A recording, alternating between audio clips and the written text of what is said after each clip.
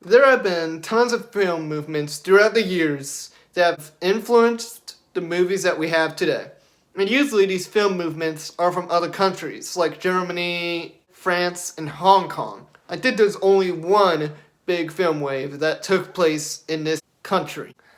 But the film movement that I chose was the New German Cinema, which had a lot of interesting facts to it. So today, I'm going to tell you where New German Cinema took place, when it took place, what type of themes there were in the movies, why it happened, who it has influenced today, and explain some differences between the two. So New German Cinema obviously happened in Germany.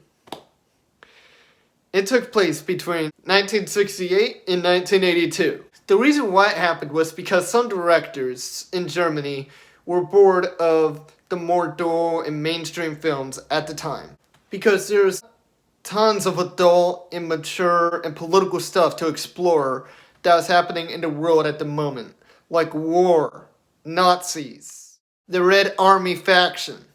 And they felt like there should be more mature films around. So they started to make films that unnerved and educated their audience and were usually more artistic and political movies. Though sadly, the movies were not a success at the box office, so it's not around anymore today.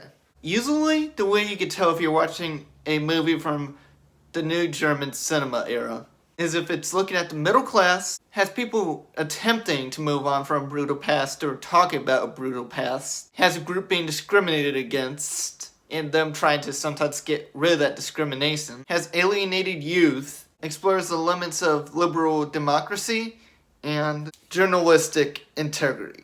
The movie that I watched, Ali, Fear Eats the Soul, explored a couple of these themes. It explored the middle class a lot, had a marginalized group. It also had alienated youth, and it explored people moving on from a brutal past or what they think is a brutal past. So before I explain how the movie connects to these themes, let me explain the basic plot of the movie.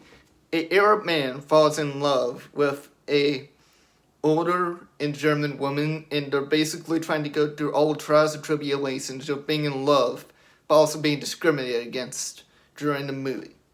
And also trying to move on and trying to let go of everything that's happening.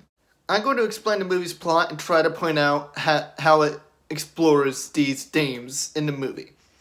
So first, it follows the middle class throughout the whole movie. Secondly, it kind of explores people moving on from a brutal past to bring up a brutal past because it brings up Hitler a lot in the movie. It also has people discriminating against an Arab man because of what they've seen on the news and read in the newspaper, too. So it has people discriminating against him because of their beliefs of what they think he's like because of what they've heard. And they cannot move on from what they think is a brutal past. The marginalized group is usually elders or Arabs in the movie because a lot of people are judged in this movie because they are older or they are Arab in the movie.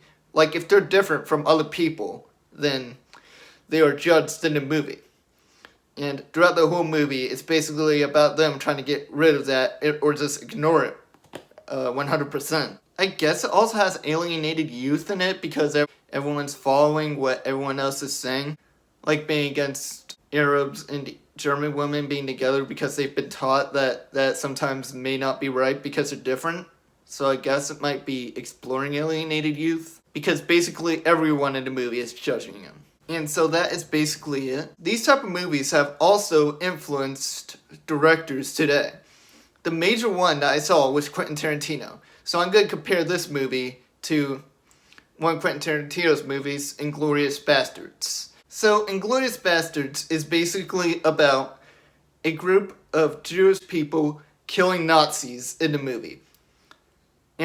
But soon enough, they find out one of the missions that involves killing Hitler and a bunch of other big league Nazis involves a woman that is trying to get revenge on the Nazis too because they killed her whole family. Both of these movies have a lot of comparisons. So first of all, they have people having trouble moving on from a brutal past or like moving on from what they read in newspapers.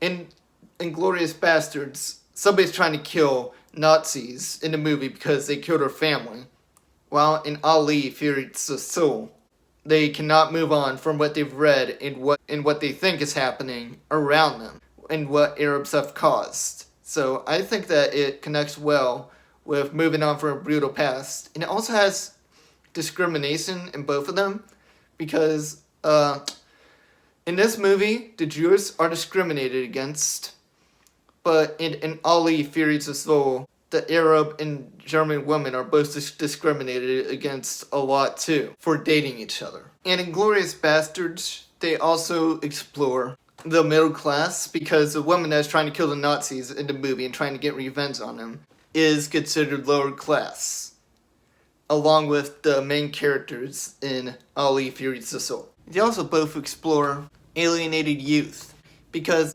in Inglourious Bastards, the Germans are basically brainwashed to hate the Jewish. While in Fear Eats the Soul, people are judging the Arab and German women for being together because they've been taught that it isn't right.